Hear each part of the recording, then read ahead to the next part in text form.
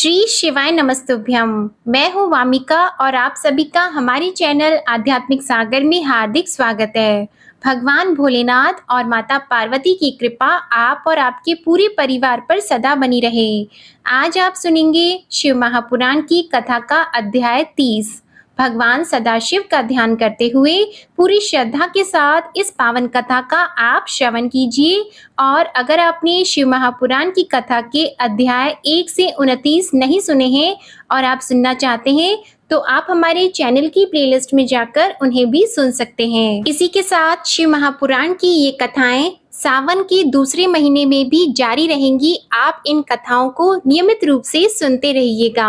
और आप सभी का हमारे चैनल पर इन कथाओं को सुनने का, उन्हें लाइक करने का और प्रेम से कमेंट करने के लिए मेरा हार्दिक आभार।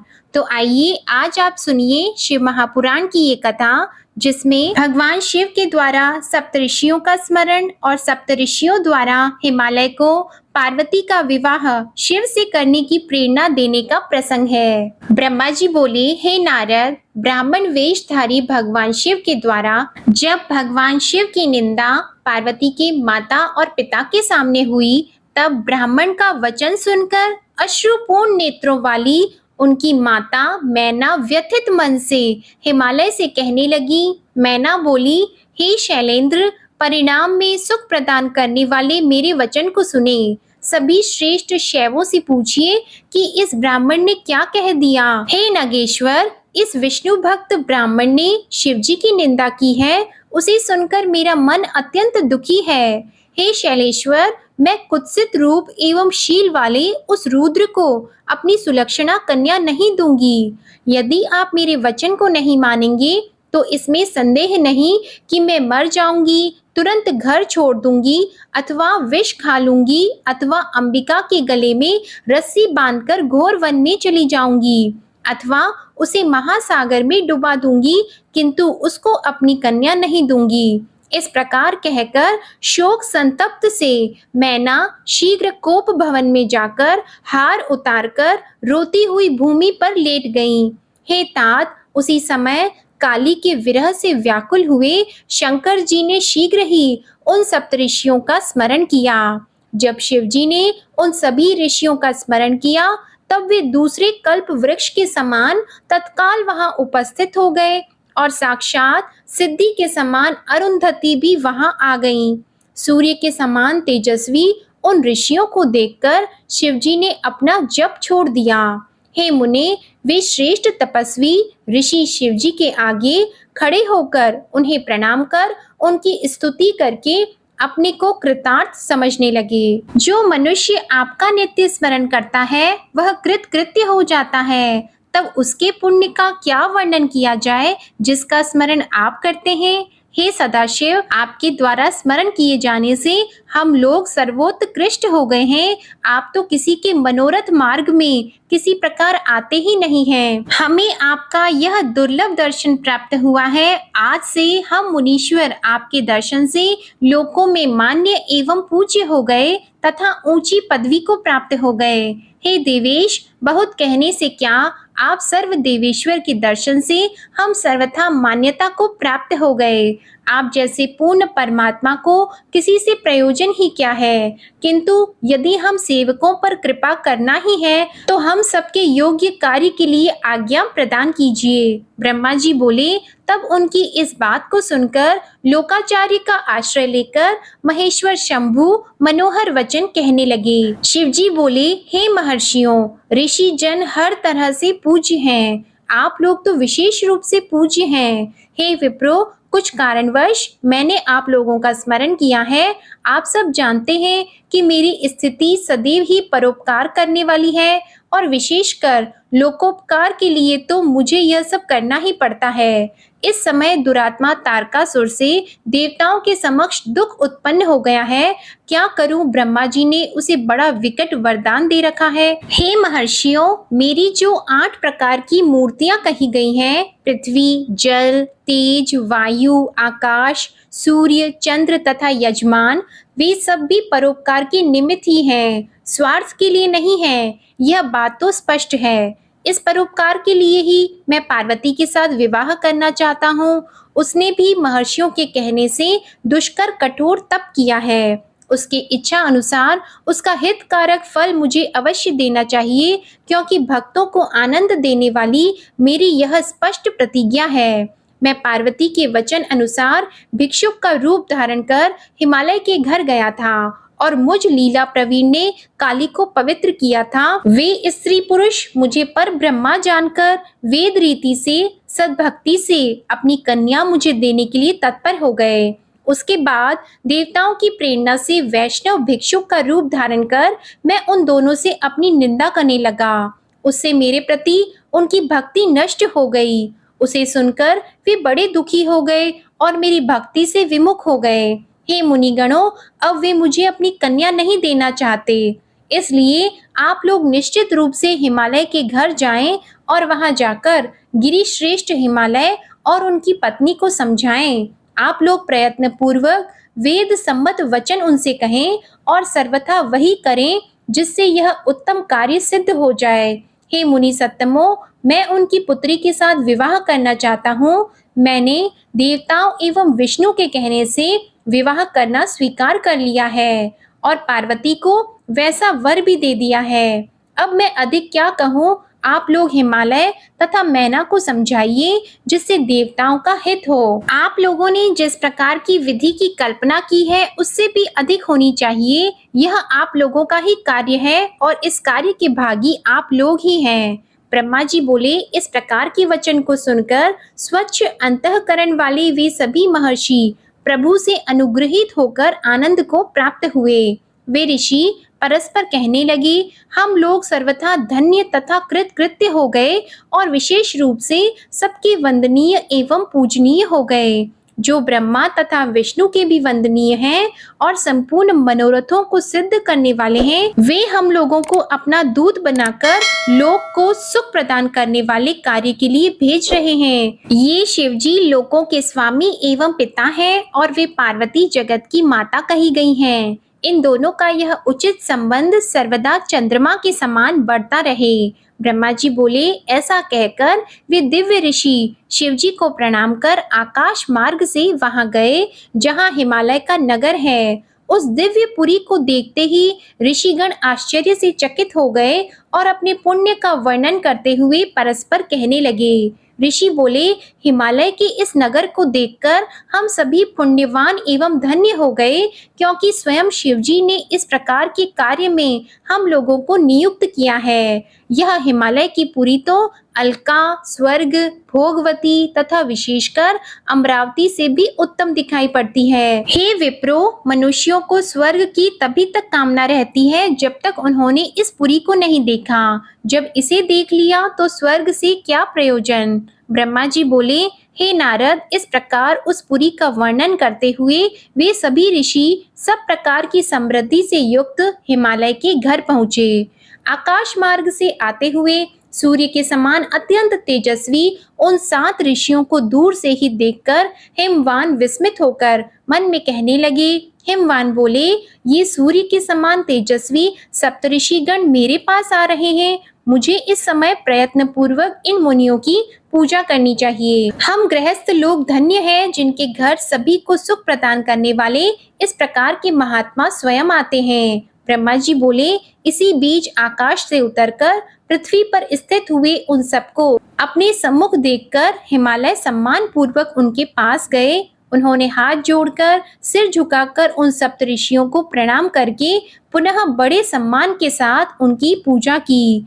उस पूजा को स्वीकार करके हित करने वाले प्रसन्न मुख सप्तऋषियों ने गिरिराज हिमालय से कुशल मंगल पूछा। मेरा गृहस्थ आश्रम धन्य हो गया। हिमालय ने ऐसा कहकर उन्हें आगे करके आसन लाकर भक्ति पूर्वक समर्पित किया। आसनों पर उनके बैठ जाने पर पुनः उनसे आज्ञा लेकर वे हिमालय स्वयं भी बैठ गए और इसके बाद तेजस्वी ऋषियों से कहने लगे। हिमालय बोले, मैं धन्य तथा कृतकृत्य हो गया। मेरा जीवन सफल हो गया। मैं लोकों में दर्शनीय तथा अनेक तीर्थों के समान हो गया हूँ, क्योंकि विष्णु स्वरूप आप लोग मेरे घर पधारे हैं। कृपणों के घर में हर प्रकार से परिपूर्ण आप लोगों को कौन सा कार्य हो सकता है।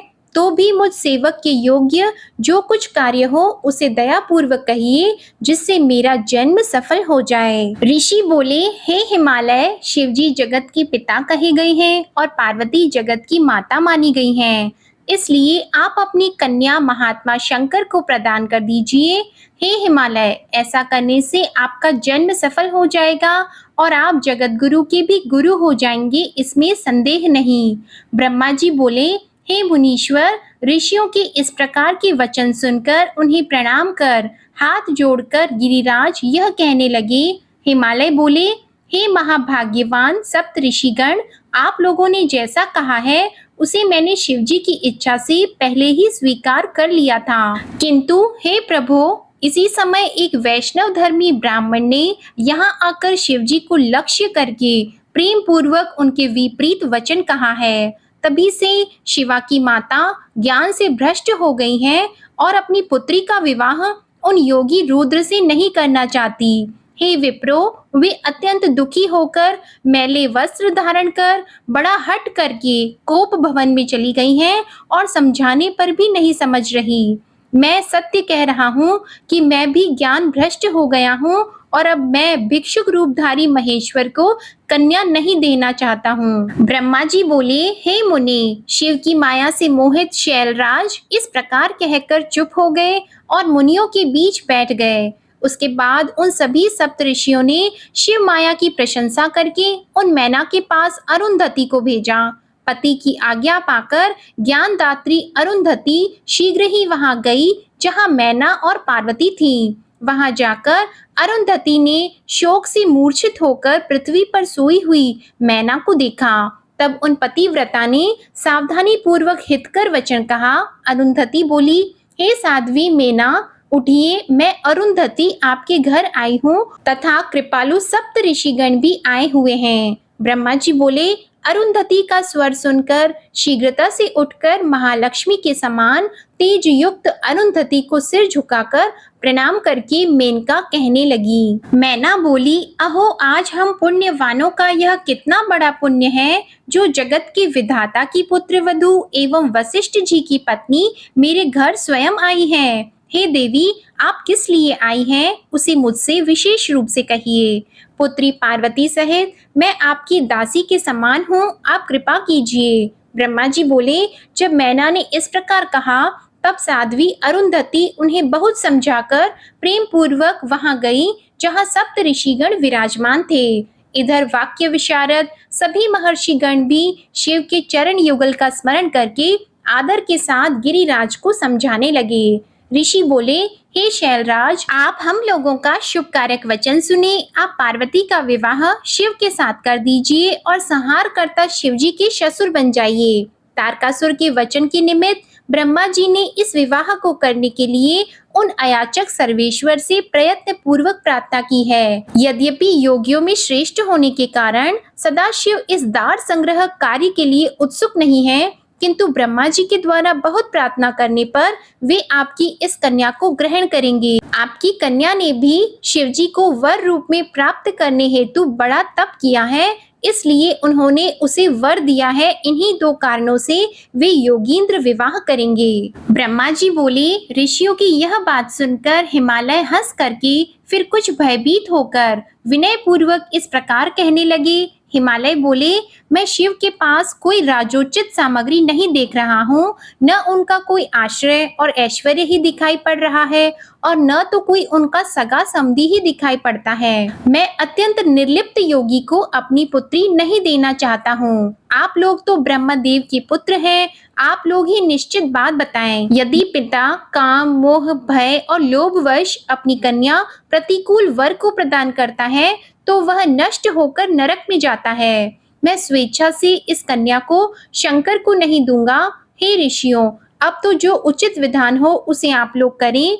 ब्रह्मा जी बोले, हे मुनीश्वर, हिमालय के इस प्रकार के वचन को सुनकर उन ऋषियों में वाक्य विशारद वशिष्ठ जी उनसे कहने लगे। वशिष्ठ जी बोले, हे शैलेंद्र, आप मेरी बात सुनिए, जो आपके लिए सर्वथा हितकर, धर्म के अनुकूल, सत्य और इस लोक तथा परलोक में आनंद प्रदान करने वाली है। हे शैल, लोक एवं वेद में 3 प्रकार के वचन होते हैं। शास्त्र का ज्ञाता अपने निर्मल ज्ञान रूपी नेत्र से उन सबको जानता है। जो वचन सुनने में सुंदर लगे पर असत्य एवं अहितकारी हो, ऐसा वचन बुद्धिमान शत्रु बोलते हैं। ऐसा वचन किसी प्रकार हितकारी नहीं होता। जो वचन आरंभ में अप्रिय लगने वाला हो किंतु परिणाम में सुखकारी हो, ऐसा वचन दयालु तथा धर्मशील बंधु ही कहता है। सुनने में अमृत के समान, सभी काल में सुखदायक, सत्य का सार स्वरूप तथा हितकारक वचन श्रेष्ठ होता है। हे शैल, इस प्रकार 3 तरह के वचन नीति शास्त्र में कहे गए हैं। अब आप ही बताइए कि इन 3 प्रकार के वचनों में हम लोग किस प्रकार का वचन बोलें जो आपके अनुकूल हो। देवताओं के स्वामी शंकर जी ब्रह्मा ज्ञान से संपन्न हैं, रजोगुणी संपत्ति से विहीन हैं। उनका मन तत्व ज्ञान के समुद्र में सदा निमग्न रहता है। ऐसे ज्ञान तथा आनंद के ईश्वर सदा शिव को रजोगुणी वस्तुओं की इच्छा किस प्रकार हो सकती है। पिता यदि अपनी कन्या किसी दीन दुखी को देता है तो वह कन्या घाती होता है, अर्थात उसे कन्या के वध का पाप लगता है। हे हिमालय, कौन कहता है कि शंकर दुखी हैं? कुबेर जिनके दास हैं, वे शिवजी तो अपनी भंगिमा की लीला मात्र से संसार का सृजन और संहार करने में समर्थ हैं। वे निर्गुण परमात्मा, परमेश्वर और प्रकृति से सर्वथा परे हैं। सृष्टि कार्य करने के लिए जिनकी 3 मूर्तियों ब्रह्मा, विष्णु एवं महेश्वर रूप से जगत की उत्पत्ति, पालन तथा संहार करती हैं। ब्रह्मा ब्रह्मालोक में रहते हैं, विष्णु क्षीर सागर में वास करते हैं और हर कैलाश में निवास करते हैं। ये सभी शिवजी की विभूतियां हैं। यह सारी प्रकृति शिवजी से ही उत्पन्न हुई है, जो 3 प्रकार की होकर इस जगत को धारण करती है। वह प्रकृति इस जगत में अपनी लीला से अंश अवतारों तथा कला अवतारों के रूपों में अनेक प्रकार की प्रतीत होती है। उनकी शिवा नाम की प्रकृति देवताओं के तेज से प्रादुर्भूत हुई है, जो सभी दानवों का वध कर देवताओं के लिए महालक्ष्मी प्रदान करती हैं। ये ही शिवा इसके पूर्व कल्प में दक्ष की पत्नी के उदर से जन्म लेकर सती नाम से विख्यात हुई। दक्ष ने अपनी कन्या शंकर जी को ही दी थी, किंतु उस जन्म में पिता के द्वारा शिवजी की निंदा सुनकर उन्होंने अपने शरीर को योग के द्वारा त्याग दिया। वही शिवा अब इस समय आपके द्वारा मैना के गर्भ से उत्पन्न हुई हैं। हे शैलराज, इस प्रकार वे शिवा प्रत्येक जन्म में शिवजी की पत्नी रही हैं। वे प्रति कल्प में बुद्धि स्वरूपा तथा ज्ञानियों की माता हैं। इसलिए आप अपनी इच्छा से इस कल्याणी कन्या को शंकर के निमित्त प्रदान कीजिए, अन्यथा आप नहीं देंगे तो भी वह स्वयं अपने पति के पास चली जाएगी। वे देवेश प्रतिज्ञा करके और यह देखकर कि आपकी कन्या ने असंख्य क्लेश प्राप्त किए, तब ब्राह्मण का रूप धारण कर उसके तप स्थान पर गए थे और उसे आश्वस्त करके वर देकर अपने स्थान पर लौट आए। हे पर्वत, उसके प्रार्थना करने पर ही वे शिवजी आपसे शिवा को मांग रहे हैं। उस समय आप दोनों ने शिव भक्ति में लीन रहने के कारण उन्हें पार्वती को देना स्वीकार भी कर लिया, किंतु हे गिरीश्वर, अब आप दोनों की ऐसी विपरीत बुद्धि क्यों हो गई, इसे बताइए। जब सदाशिव पार्वती की प्रार्थना हेतु तुम्हारे पास आए थे और तुमने उसे अस्वीकार कर दिया, तब यहाँ से लौटकर उन्होंने हम ऋषियों को तथा अरुंधति को शीघ्र ही भेजा है। इसलिए हम लोग आपको उपदेश देते हैं कि आप इस पार्वती को शीघ्रता से रुद्र को प्रदान कीजिए। हे शैल, ऐसा करने से आपको महान आनंद की प्राप्ति होगी। हे शैलेंद्र, यदि आप इस शिवा को शिव के लिए अपनी इच्छा से नहीं देंगे तो भी भवितव्यता के बल से यह विवाह अवश्य होगा। हे तात, इन शंकर ने तप करती हुई इस शिवा को वरदान दिया है, ईश्वर की प्रतिज्ञा कभी निष्फल नहीं होती। जब ईश्वर के उपासक महात्माओं की प्रतिज्ञा कभी विफल नहीं होती, तो फिर सारे संसार के अधिपति इन ईश्वर की प्रतिज्ञा की बात ही क्या है। जब अकेले महेंद्र ने लीला से ही पर्वतों के पंख काट डाले और पार्वती ने अकेले ही मेरु का शिखर ढहा दिया, तो उन सर्वेश्वर की प्रतिज्ञा कैसे निष्फल हो सकती है। हे शैलेंद्र, एक के कारण सारी संपत्ति का नाश नहीं करना चाहिए। यह सनातनी श्रुति है कि कुल की रक्षा के लिए एक का त्याग कर देना चाहिए। हे शैलेश्वर, पूर्व काल में अनरण्य नामक राजेश्वर ने अपनी कन्या ब्राह्मण को देकर उसके शाप के भय से अपनी संपत्ति की रक्षा की थी। ब्राह्मण के शाप से भयभीत हुए उस राजा को नीति शास्त्र के ज्ञाता गुरुजनों ने एवं श्रेष्ठ बंधुओं ने समझाया था, हे शैलराज, इसी प्रकार आप भी अपनी इस कन्या को शिव के निमित्त देकर समस्त बंधु वर्गों की रक्षा कीजिए तथा देवताओं को अपने वश में कीजिए। ब्रह्मा जी बोले, वशिष्ठ के इस वचन को सुनकर कुछ हंसकर के व्यथित हृदय से उन्होंने राजा अनरण्य का वृतांत पूछा। हिमालय बोले, हे ब्रह्मा, वह अनरण्य राजा किसके वंश में उत्पन्न हुआ था और उसने अपनी कन्या को देकर किस प्रकार संपूर्ण संपत्ति की रक्षा की थी? ब्रह्मा जी बोले, हिमालय के इस प्रकार के वचन को सुनकर वशिष्ठ जी प्रसन्न चित्त होकर राजा अनरण्य का सुखदायक वृतांत उनसे कहने लगे। वशिष्ठ जी बोले, हे गिरिश्रेष्ठ, इंद्र सावर्णी नामक 14वें मनु के वंश में वह अनरण्य नामक राजा उत्पन्न हुआ था। वह राजेश्वर तथा 7 द्वीपों का सम्राट था। वह मंगलारण्य का पुत्र अनरण्य महाबलवान एवं विशेष रूप से शिवजी का भक्त था। उसने महर्षि भृगु को अपना पुरोहित बनाकर 100 यज्ञ किए और देवताओं के द्वारा इंद्र पद दिए जाने पर भी उसने उसे स्वीकार नहीं किया। हे हिमालय, उस राजा के 100 पुत्र उत्पन्न हुए थे और लक्ष्मी सदृश सुंदर एक पद्मा नाम की कन्या उत्पन्न हुई। हे नरश्रेष्ठ, उस राजा का जो प्रेम अपने 100 पुत्रों के प्रति था, उससे भी अधिक उस कन्या पर रहा करता था। उस अनरण्य राजा की सर्व सौभाग्यशालिनी 5 रानियां थीं, जो राजा को प्राणों से भी अधिक प्रिय थीं। जिस समय वह कन्या पिता के घर में युवावस्था को प्राप्त हुई, तब राजा ने उसके लिए उत्तम वर प्राप्त करने हेतु अपने दूतों से पत्र भेजा। एक समय ऋषि पिप्पलाद जब अपने आश्रम जाने के लिए तत्पर थे, तभी तपस्या के योग्य एक निर्जन स्थान में उन्होंने लक्ष्मी के समान मनोरम युवती पद्मा को देखा। उसके बाद मुनि ने आसपास के लोगों से पूछा कि यह किसकी कन्या है। तब शाप के भय से व्याकुल उन लोगों ने नमस्कार करके बताया कि यह राजा अनरण्य की पद्मा नामक कन्या है, जो साक्षात दूसरी लक्ष्मी के समान है। श्रेष्ठ राजागण गुणों की निधि स्वरूपा इस सुंदरी को पाने की इच्छा कर रहे हैं। ब्रह्मा जी बोले, इस प्रकार वे मुनि उन सत्यवादी मनुष्यों की बात सुनकर अत्यंत व्याकुल हो उठे और मन में उसे प्राप्त करने की इच्छा करने लगे। हे गिरे, उसके बाद मुनि विधि पूर्वक अपने इष्ट देव शंकर जी का विधिवत पूजन करके अनरण्य की सभा में गए। राजा ने मुनि को देखते ही भयभीत होकर प्रणाम किया और मधुपार्क आदि देकर भक्ति पूर्वक उनकी पूजा की। पूजा ग्रहण करने के अनंतर मुनि ने कन्या की याचना की। तब राजा इस बात को सुनकर अवाक हो गया और कुछ भी कहने में समर्थ नहीं हुआ। उन मुनि ने कन्या को मांगा और कहा, हे नृपेश्वर, तुम अपनी कन्या हमें दे दो, अन्यथा मैं क्षण भर में सब कुछ भस्म कर दूंगा। उस समय हे मुनि के तेज से राजा के सब सेवक हक्के बक्के हो गए और वृद्धावस्था से जर्जर उस विप्र को देखकर परिकरों सहित राजा रोने लगे। सभी रानियों को भी कुछ सूझ नहीं रहा था, वे रोने लगी। कन्या की माता महारानी शोक से व्यथित होकर मूर्छित हो गई।